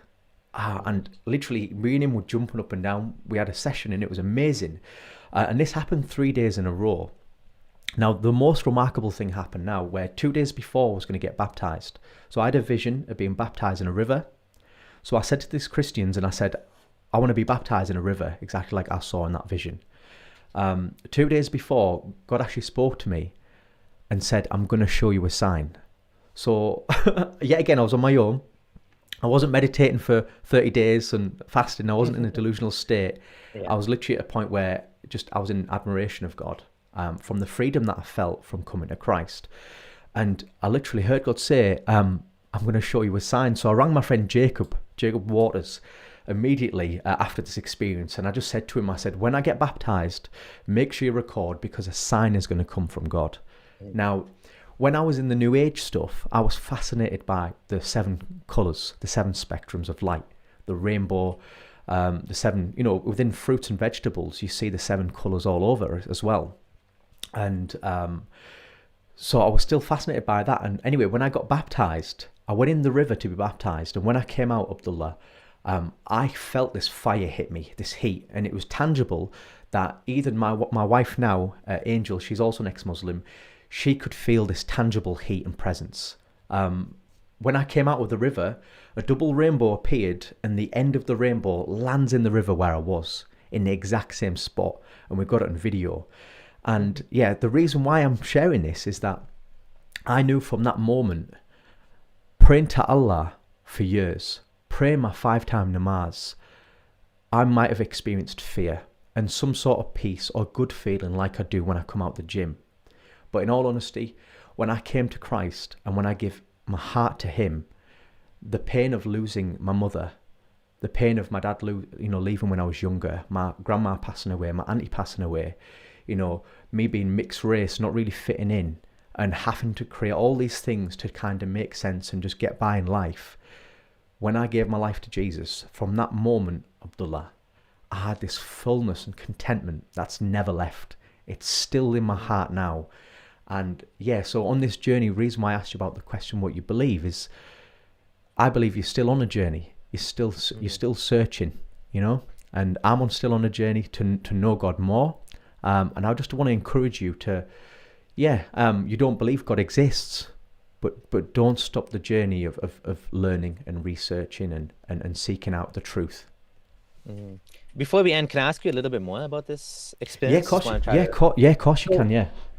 So what I'm trying to understand is, because you mentioned the DMT, do you think the DMT opened you up in any way to experience some of these things, or was that just why did you talk about that part of the story? How is that relevant? So that's relevant because there's always a counterfeit. There's always a counterfeit of most things. I believe that there's God, and obviously the devil. He basically counterfeits a lot of what God does. When I had this experience, and I think the best word for me to explain it now is I went into a place where I didn't have authority, in a sense. My awareness, my wisdom, my perception of what I would feel or see, I probably wasn't wise enough to actually be entering into that type of realm. Okay? Like say, for example, now if someone has, they're going to look after 20 people, going to disciple them, but they don't have a wisdom enough to be able to disciple themselves. I don't think they should have authority to have them 20 people. So when I had this DMT, I basically opened up an awareness to areas that I necessarily didn't have the wisdom to actually discern. Okay. And when you say that, you hear God talking to you, did this ever happen to you before, when you were Muslim, or this only happened after you left Islam and after the DMT? So, to be honest, I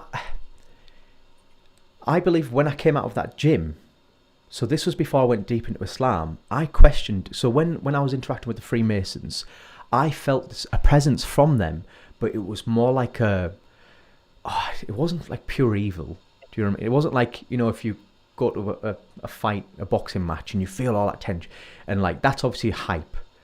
But it didn't feel evil, but it felt like I didn't want to go deeper with that feeling and that presence. When you meet someone and you know instantly, I can tell this one's, they call it sixth sense. So I believe when I questioned in my heart, I believe God answered through an encounter, through feeling His presence. As Moses mentioned, he said that I won't go anywhere without your presence. And that's called the Shabbat in Jewish culture. It's the weighty presence of God. Now, in the Old Testament, it would come upon a prophet and it would lift off, because when they walked in righteousness or sin, that's what would determine it. But through Christ, you're born again. And that was the whole reason of me being baptized and asking Jesus into my life, was to be born again, where your heart is opened fully and my experience at the beginning outside the mosque, it came on me, but then it left, and that's what created the hunger to search him. And Islam didn't fulfill it. You know, I wasn't chasing feelings, I was chasing a fullness of life. And that's what Jesus says he came to give. He said, I've come to give you life, and life in abundance. And when I started to learn about his way of living, that to love your enemy, you know, to bless those who curse you, you know, to respect all authority, and just, you know, the more I started to read just about Christ, because you can look at the church and, you know, we don't look at the example of man, but we look at example of the word or Christ, because he, you know, we know Christians, we believe that he is the example, he is the way to follow. Yeah. And how do you, like, if I can just ask, how do you discern between the voices in your head being self-created versus an external deity talking to you? Like, how do you know that this is God and not just your imagination? So I believe that, like, say for example now, there's mediums that don't necessarily follow Jesus Christ, but they can tap in and see things. Like, I work for a company called Christians Against Poverty, where we do debt advice for people and we help them get out of debt and stuff like that. There's been many clients where I can't even see them, okay? And I'll just, at the beginning of the call, I always open my heart, like, God, if you want to speak, if you want to show me something that I want to pray for, that I need to pray for, or anything like that, or you want to share your love to them, reveal it to me. And there's been where I've literally saw like a picture, or I've even felt the pain. So have you heard of like quantum entanglement? So science, they're understanding now that a particle here and a particle somewhere across the other side of the world can be affected together. And I also believe that this is the subconscious. We're all connected, like the internet. I believe we're all connected because we're all the body of Christ. But some people aren't born again into the fullness of it. Okay, so when we've sinned, we're cut off in a sense. But I believe the giftings, people can, like, you know, like mediums, they can tap into the giftings. They can see into, you know what I mean, and that's the function of the human body. That's why the Bible says we're made in the image of God, and so this body itself is, the technology is amazing. You know what I mean? It's designed to be able to do some amazing things, and the phone replicates that almost. So, but there's examples of like people that, like, you know, they drowned the daughters and kids in the bathtub, and they said God told me to do it. They thought it was God too. Like, how would we know if it's really God? I mean, Well, you said that it was a devil that spoke to Muhammad in the cave, right? I mean, is there any way to know for sure? Yeah. So this is why the word's given, you see. So there was always an example of, so from Christ, he revealed, I believe that anyone that came before him or anyone after, they've never really truly revealed the fullness of God's heart and nature. But Christ revealed it. And like, say, for example, before Christ came, Moses was given where if you basically transgress, there would be punishment.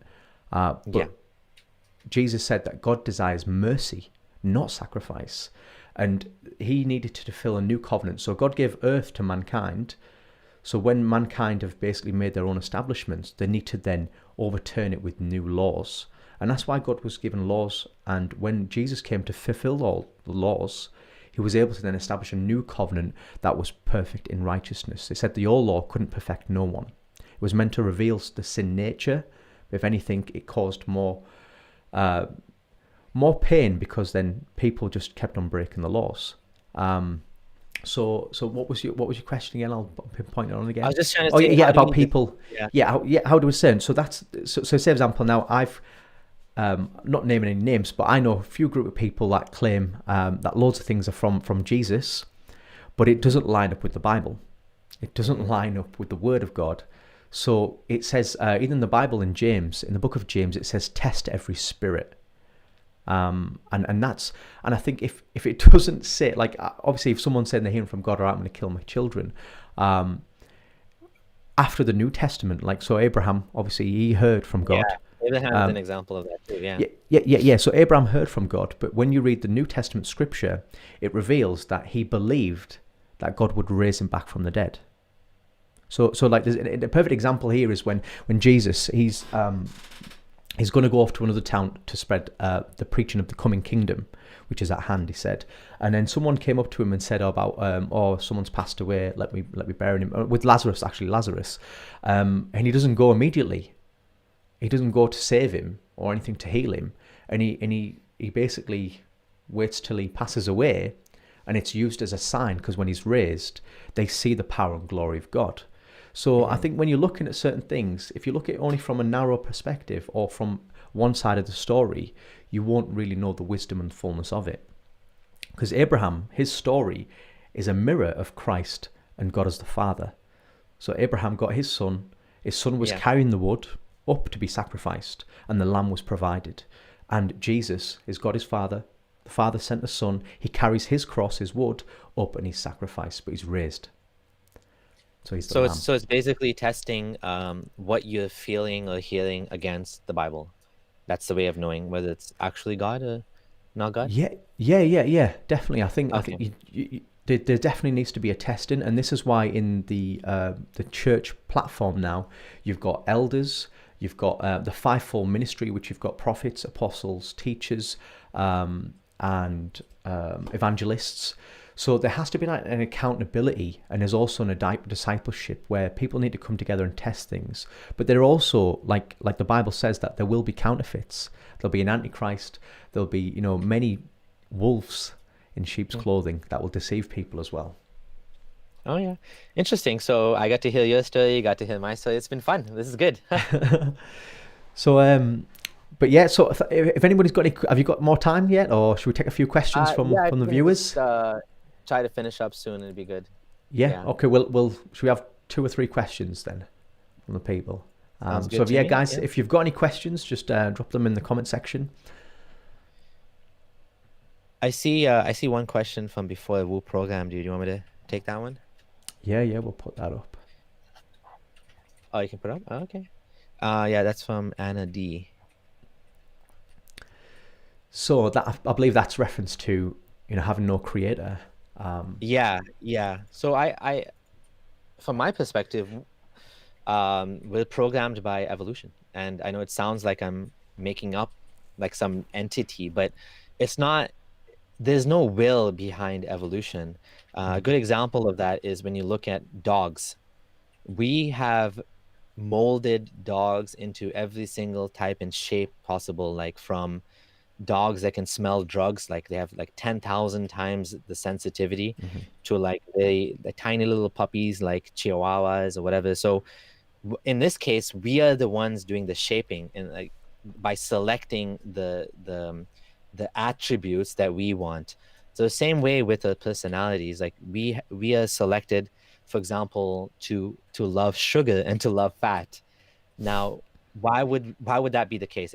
In times past, when we were hunter gatherers, that actually made sense. It made sense that if we got something sweet, we would love it and we would eat it like an apple or something. But what's happened is society has progressed faster than our bodies have progressed. And so what happens now is we're vulnerable to overeating. We're vulnerable to having too much fats, having too much, especially with the sedentary lifestyles that we have nowadays. So that's an example of the type of programming that I'm talking about. The mm, programming came from basically, I'll give you another example. Why do we feel scared of the dark? If you ever notice, if you're all alone, if you're like even in the house, even like my kids, it's more obvious with kids, but even as an adult, mm, it's like if you're walking outside at night, you feel this anxiety. That actually comes, even if you know for sure, let's say you're all alone, you know 100% for sure, rationally, there's nobody in my house, the basement is empty. You might still feel scared to go in the basement. And the reason for that is because we evolved over the many hundreds of thousands of years to be guarded against the dark, because at some point in our history there could have been a snake, there could have been a lion that was just waiting to eat us. So that sort of programming has continued to this day. I'll give you another example. Even to this day, women prefer a man that is taller. The reason for that, there's no rational reason why you'd want a taller man. But again, if you go back to ancient history, a taller man would more likely be able to protect you and guard you against other men, against like lions or dogs or whatever.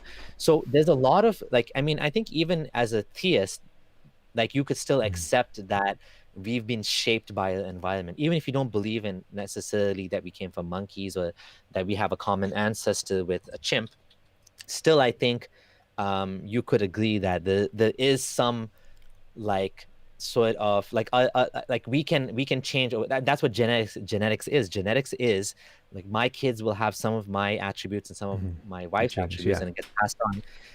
And that is shaped now in today's time. Of course, none of my kids are going to die, hopefully, touch wood or whatever.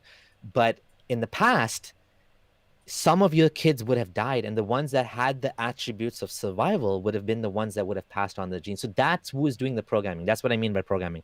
It's not So you it's think it's the not that genetic, the genes, the basically the DNA that's doing the programming.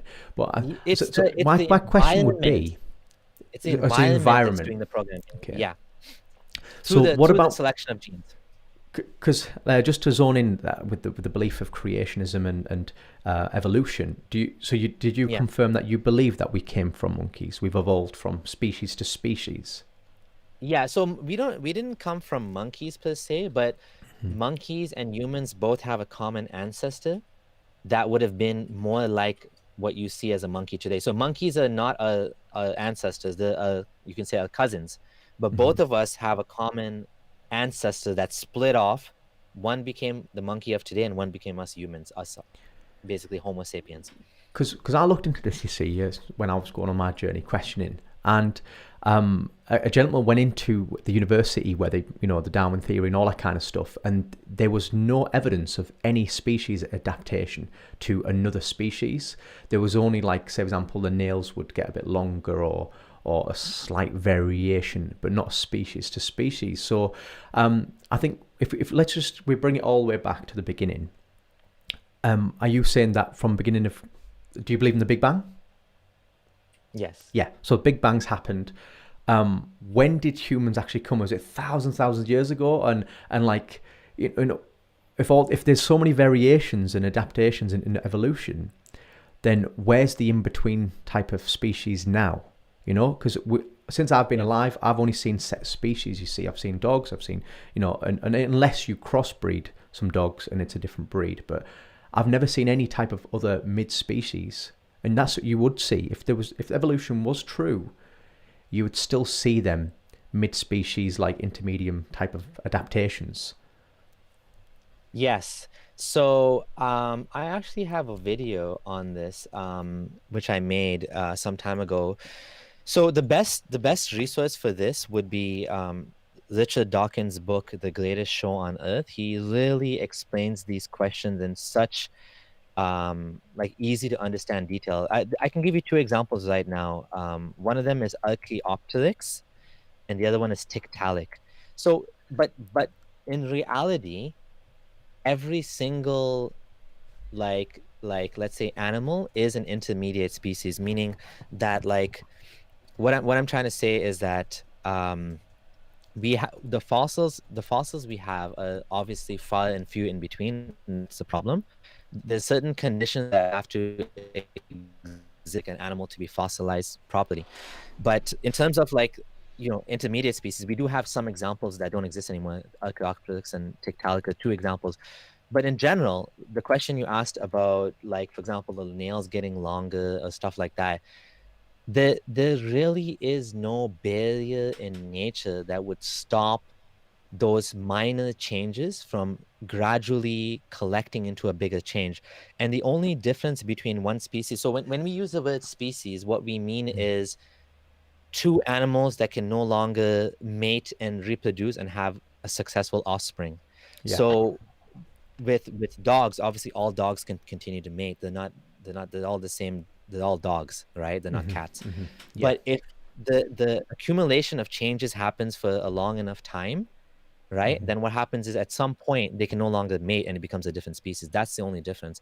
A different species is just an animal that's DNA has kind of drifted so much that it's no longer sexually compatible. But I'm not an expert on this. I never have been an expert on this. I would Yeah, highly yeah. recommend The This is Greatest why Show on Earth. The Greatest Show on Earth, yeah. Yeah, it's a beautiful book. Because I think when I read the Bible, right, when the Book of Genesis, for example, now when I've got a son, and to produce the son, he basically came from semen, which is kind of liquid form, right? Yeah. And then Yeah. then the Bible, talks about creating from water and spirit. And it's the same with, with us, we know breath.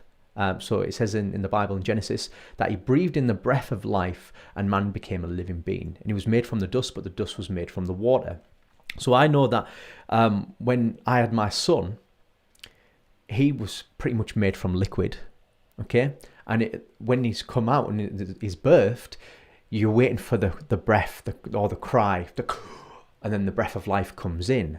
So to me, this is like, it just totally makes sense that, that the Bible is, that seems to be true to me, where evolution, there's no, I don't know, there's no identifiable, there's no evidence for it, should I say. But when I read the Bible I think there's a lot of evidence for evolution, and I think many theists do believe in evolution. In fact, probably some of the greatest scientists out there are Christian, and they do also accept evolution. I know some Christians don't, and some do, and probably there's some differences in how you reinterpret or interpret the Bible.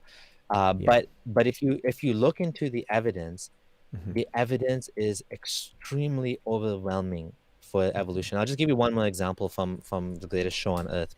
Yeah. I'll bring it up now. When we dig into the earth, the deeper we go, the older the soil is, right?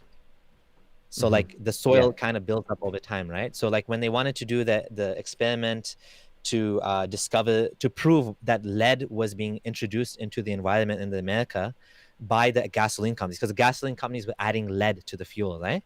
And some of the scientists were trying to raise the alarm and saying this is causing health problems. So to prove it, there was this one scientist, he's a hero, I don't remember his name.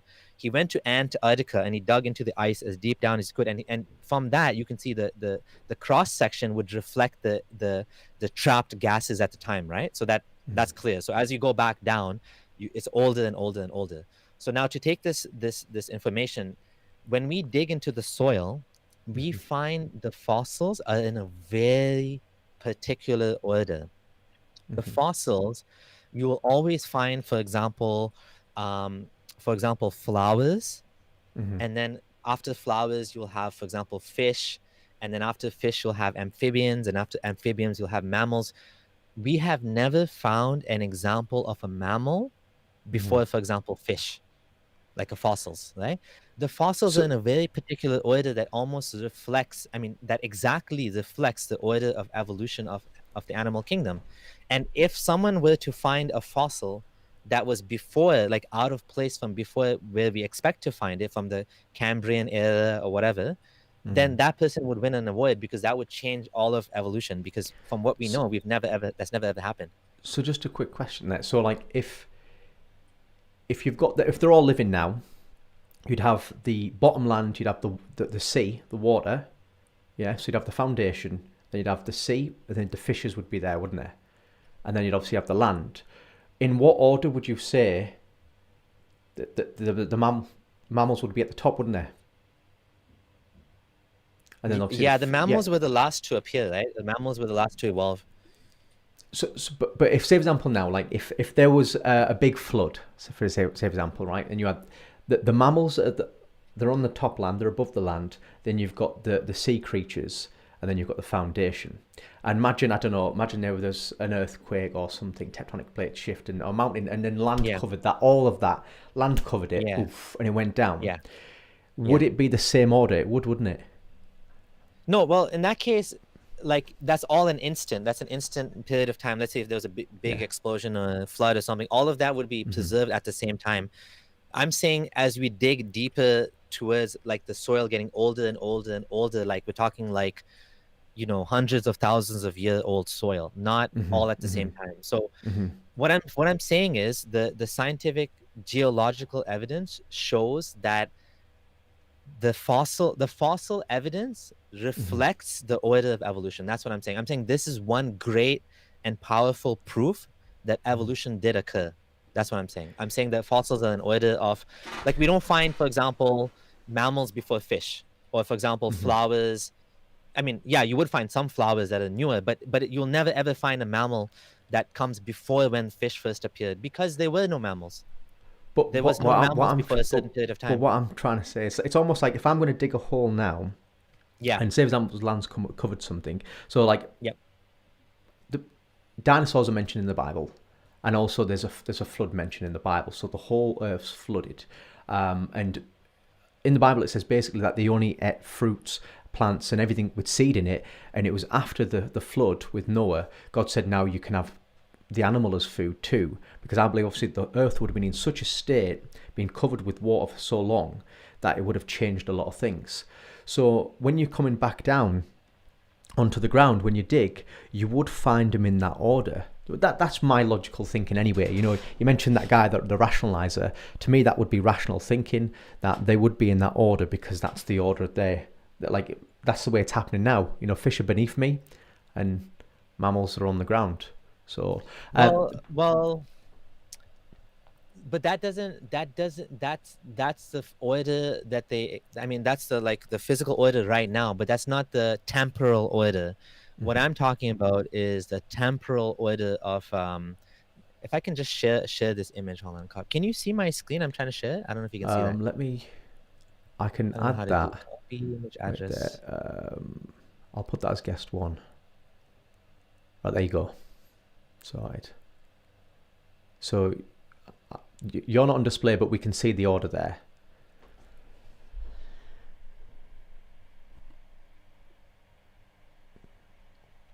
So but you're looking at like a graph now that's just showing things laid up. But when they're all living, they'll all be like in that or pretty much that order anyway, wouldn't they? Oh, you're muted, yeah. Well, okay. I'll get you back in. Assign guest one. Yeah. Yeah, exactly. And like right now we would find all of them. But I'm saying if you go back like in old enough soil, there are times where we do not find any like for example mammals. Like there's just no mammals to be found. Like you cannot find a mammal before, let's say, 65 million years ago. I don't know exactly when mammals appeared on Earth, whether it's the Mesozoic era or Paleozoic or whatever. But I'm just saying, like, that's just one example. So again, because I'm not the expert, I think it'd be better to talk to someone that actually knows this a lot better. Do check out the book though. The Greatest Showman, did you say the book? The Greatest Show on Earth. So Dawkins says that this is one of the most beautiful things that has been ever discovered, this like the evidence of evolution. And he gives a lot of different examples. This is one of the examples he gives. And I think that the book is worth reading, even if you don't end up still accepting evolution. I think it's fine. It doesn't really matter, but it's an interesting read for sure. We've got another question here by Spinning Remixes. Spinning remixes. Hey, my friend, how's it going? Love your Yasir Qadhi and Ali Dawa mixes there. Yeah, I know. We're proud of that. So it says Abdullah. Yeah, I've seen them. Yeah. We're proud of that. Yeah, so Abdullah, do you want to respond to his question? So he's asking about the historical proof for the resurrection of Jesus Christ. Do you believe there's evidence there? I mean, when I spoke to David Wood about this and I asked him about this, and he said there was hundreds of witnesses that said they saw the resurrection of Jesus. To me, it's not enough. I think that if this was truly the greatest event in all of history, there should be more than just a few people that supposedly saw it. That was written in a book. The gospel was 70 years after the death of Jesus. So I'm not convinced by that. If that's the standard of evidence, I just don't think. I just think it's too little.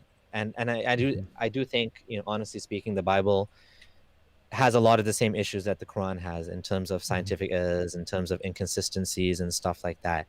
But I do respect the fact that this is your religion. No, and to be honest, I'm up. Like, I believe when you look at things, the New and Old Testament, and you dig deeper, like you mentioned that there's some inconsistencies or creationism problems. I think it'll be good to maybe schedule a round 2 where you could then propose these questions. Like you're on your journey with Islam, we can do a thing where we can get a few questions there, and we'll not like a debate. You know what I mean? I'm not against you, you're not against me, but I think it'll be good to if you propose these. And we look at them and question them. Yeah, I wouldn't be the best person to do that just because I feel like my knowledge on Christianity is actually not that strong. Hmm. I'm just looking at it kind of from a general perspective that, I've heard and I've seen some other channels, for example, Dark Matter 2525 and Non-Stamp Collector. People that are ex-Christian have kind of pointed out some of these things better than I could ever Hmm. do so. Hmm. Hmm. But that being said, I do respect the fact that Christianity is a much better religion than Islam today in Hmm. most versions of it. Obviously, if you're talking about the Southern Baptist, those people that say, God hates fags and they're like protesting it, those guys obviously are just as bad in some ways. So there's obviously extremists in every group, but I do think that Hmm. most Christians are, you don't have half of the issues as an ex-Christian that you would have as an ex-Muslim. Yeah, Like yeah. Christianity and Christians today are far, far, far better than, unfortunately, how the Muslim world is. Well, I think within Christianity, like God gave free will, like God gives free will to everybody. There is no punishment for leaving Christianity because, I believe when if you've encountered the Holy Spirit, and I think it comes down to where sometimes you can lean too much on an intellect, and you can't even socialize, you can't even communicate with people. And I believe that we are created to be social. We're also created to engage with the Creator. Obviously, you don't believe there is one, but I believe sometimes when, if I talk with my wife and I'm trying to always be, this is what it's actually correct, our communication sometimes it doesn't flow as well as just actually just being open and sometimes just hearing them out. So I think I'd like to encourage you, Abdullah, that if you are going to look at the Bible or you are going to read or you are searching, just the same openness that you gave, Islam, that journey. And I think with anything you engage with, it's hard sometimes to remove, um, previous comments. So when I was questioning Islam and then I was told some by scholars, when I would go back and look at it again, I would hear their whispers. And it was only until I started thinking, okay, now, do you know what? Actually, forget what they said. I'm going to continue on my journey and question and seeking. And that's what led me to Christ. And yeah, it has changed my life. And I mentioned, I remember you saying that you feel free But now being an Yeah, but atheist. isn't there one thing different between you and me is that you had a powerful physical experience. I Hmm. didn't have any such experience like that. You felt something, right? Like I haven't felt anything. So, Hmm. you Hmm. know what I mean? I mean, without that, I don't know if I could ever believe. I mean, I could if I was convinced, but I think that, like, would you agree that that personal, experience with God is what made you Christian, would you say? Or is it more than that? Or maybe Um, obviously it's more than that, but I mean that's a big part of it, right? to be honest, like I'll be straight up honest. A lot of Christians that I've spoke to, some have an experience like this, and those that do have an experience like this, I see that they actually they see people get healed. They often get words of knowledge and stuff like that for people, and they just seem a lot more in line with what Jesus spoke about, what his disciples would do. So yeah, I think definitely a massive part of me coming to Christ was actually feeling a tangible freedom from anxiety, from worry, Mm. from fear of man. Um, yeah, like I can't say anything but apart from what it was. Like I actually had a Yeah. vision. Like I prayed to Allah. Yeah. I was Yeah. quite devout for so many years, where I was literally going deeper and deeper and deeper, and there was no evidence. Like there was no connection really, apart from that I felt good that I ticked a box. Mm. Yeah. Um, so when I did get to the point where I actually had a vision, and even after that, like my stepmom, my father's a Muslim, my stepmom's Muslim.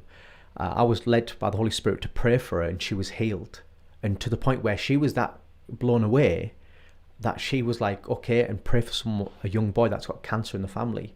I prayed for him, but there's a difference when you're led or if you've got faith enough. But I prayed for the young lad, and my Muslim family, sorry, my Muslim family actually made fun out of me, thinking that I was a healer, that I thought I was a Mm. healer, Yeah. and I felt from God to go back and pray for him, to encourage hope and life and joy and all these things.